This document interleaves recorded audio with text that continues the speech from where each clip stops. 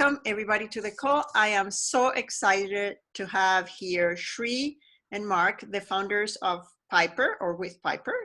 Let me tell you a little bit more about themselves.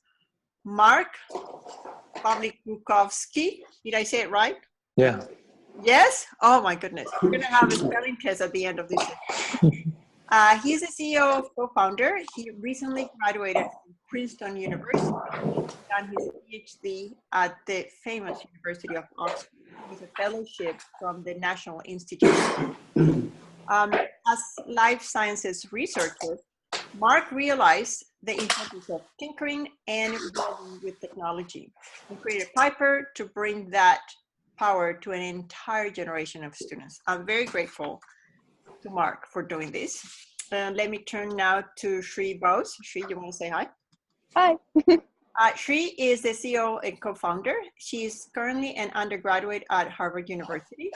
She is the winner of the first Google Global Science Fair for her work with drug resistance in ovarian cancer. And she has spoken around the world about STEM education. For those of you who don't know, STEM goes from science, engineering, and technology education. And she co-founded Piper to create the STEM tools for the future. On behalf of myself, my kids, and especially my grandkids, I am very, very happy for them to be here. Now, I have a question for you too. Of course, we want to know, how did you come up with this idea? Well, I think Shree and I both started in biology, and I definitely felt as I was going through biology was, it took a long time to get results, to publish things, to work on experiments. And I saw that the technology was all around us, and it was changing so quickly. And I wanted to get into it, but I had no easy way to do it. And I started thinking of a way to create a tool that made it easy for kids from a young age to get into technology, something that I would have liked to use and to play with. And around that time, I actually met Shree, and I shared with her my initial tinkerings, my initial project, which was using the inexpensive Raspberry Pi computer. And she said, "This is really great. Let's bring this to kids all around the world." So I really grew up loving science, and I got this really cool opportunity to do research, and I really found that opportunity myself. So after the Google Science Fair, I had the chance to really go around the world talking to kids who were either really excited about science or were getting excited about science. And one thing that I kept hearing over and over again was that kids knew how to get involved with biology research. They knew that you reach out to professors, this is the sort of course you go down. But when it came to technology, I really didn't have any good advice to give them as like, this is the way you can get started. You can get started building. And so around that time was actually when I very serendipitously ran into Mark, and we started talking about these kits that he was making as a cheap way to get technology out to areas of the world where technology was there. And together we kind of came up with the idea of using it as a tool and making something that could really be the first step in getting kids tinkering and playing and building with technology. So that level of intimidation with electronics and engineering is kind of taken away. So you're not afraid to sort of take the next step. Let me ask you a question. I look at your profile and it seems that you come from life sciences. I come from life sciences too, but this seems to be more geared towards engineering or technology. How did you make that transition, and why did you do that? Well, personally, I kind of thought things were in tech. They're all around us. You know, the latest iPhone comes out like every few months, or it seems like it at least. And things in biology, where I was working, things move really slowly. And I was always looking at these innovations in technology and thinking, why are things in biology moving so slowly? Why can't I get into that, or what can I do? And there's a lot of barriers. I mean, it's understandably in biology and life sciences, there's a lot of barriers to working with human conditions, for example, to moving fast. So, and I kind of wanted to have my work to have an impact. So I started myself personally doing more engineering and more teaching myself actually computer science. And from there, I kind of came to the realization that there's not a lot of good tools out there to teach it. You were grabbed by technology. Yeah. Technology grabbed you. Kind of, yeah. Let you go. I think I sort of had that same experience of realizing, wow, we're moving really slow, and I would really like to move faster. And the more labs I worked in, the more I realized that some of the best work was coming out of labs that were just being able to innovate really fast, that were being able to build their own tools right on the spot and like use them to figure out these really cool things. So I think that was a large part of why I got really interested in this, just because I know that engineering and the way we create the tools around us can impact everything from biology to paleontology, to really anything. And so I want the next generation, my generation, the earlier generation, to sort of have tools to create those techniques right at their fingertips. I think that's how we're going to speed up progress, and that's really exciting. So that's great. Do you have any model? And build something really amazing. Yeah, for sure. Okay. So Show this us the is, baby. I've seen that and I thought it was amazing. Okay. thank you. Yeah, so here you have Piper, which is this wooden box. And actually it comes disassembled. So the screen piece, it's one piece. But then this bottom part of the box, you can see kind of at the front. This bottom part of the box actually comes disassembled. So a kid would have to assemble this whole thing themselves. And then we have three main electrical components. We have the screen, the battery, and the Raspberry Pi.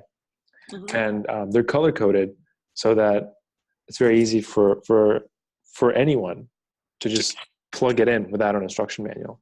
And that we made that because we noticed that kids don't read instruction manuals. So we color-coded the pieces so they can just start playing right out of the box. And you add a mouse, and this mouse you can control what happens. So this is the beginning of the storyline. You're going to see a video actually, and the video gives you the background for what you're doing. And you're actually launching this robot. You can see him right here as well in the box. You're launching him to a different planet in order to rescue astronauts. There's your spaceship, and you're sending him off. And poor guy looks worried. And as you're flying over, is actually he gets damaged, and the way where he gets, and his hardware gets damaged. And so the big plot of the story is you're building his hardware physically here in front of you in order to control him in the game, in order to allow him to rescue these astronauts that are stranded, and then to build a spaceship that eventually takes you back to Earth. And this is your dashboard, and kind of has a list of the things that you're going to be building. One of the first things you build is a controller, and I've already built that for you just because it's easier to show you the gameplay with the controller. But this is actually the very first thing you do. You first build these buttons that then allow you to move in the game, which is kind of cool. So before you build it, you can't move around. And this is kind of a demo level. You're on an island surrounded by lava, and you have no way to get out of here, to go to the next island.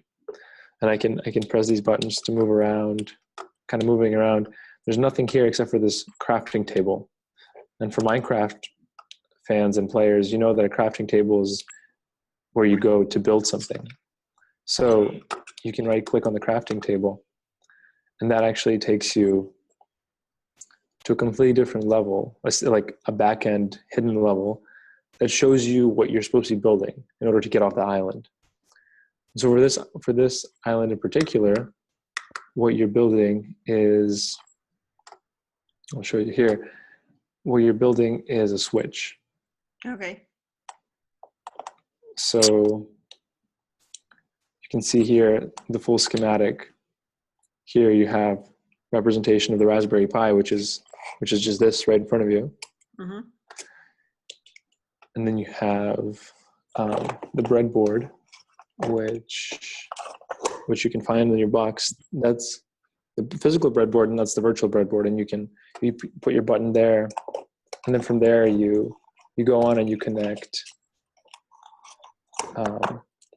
You have a green and a blue wire connecting the Raspberry Pi to the breadboard. So you go on and you connect these green and blue wires, kind of like you see here, to this to get the power up. Okay. And so that's basically the idea and how it works. So how this is the prototype? This is the physical box, and this level in particular is actually the final version. Okay, and how do people get? I have two questions then. One is this similar to a video game? And the other question is, how do people get access to Piper? It's it is a video game, and Minecraft is a video game. But Minecraft, the beauty of Minecraft, it's a platform where anyone can build anything they want. And a huge community has developed around Minecraft to build modifications to the game, to allow people to create their own worlds, their own adventures. And so what we've done is we've done the same thing. We've created our own custom-made adventure and game inside of Minecraft. And anyone can then go on and build additional levels. They can modify. If you buy Piper, you can modify it in order and however you want. And we're actually we launched a Kickstarter last week. So if you want to get your own Piper, you can get it on Kickstarter. If you just go to kickstarter.com and search for Piper, you'll be able to find it. And we're shipping for Christmas 2015. Oh, so that would be a great Christmas gift. Yeah. Is this only for children, or can grown-ups enjoy that too?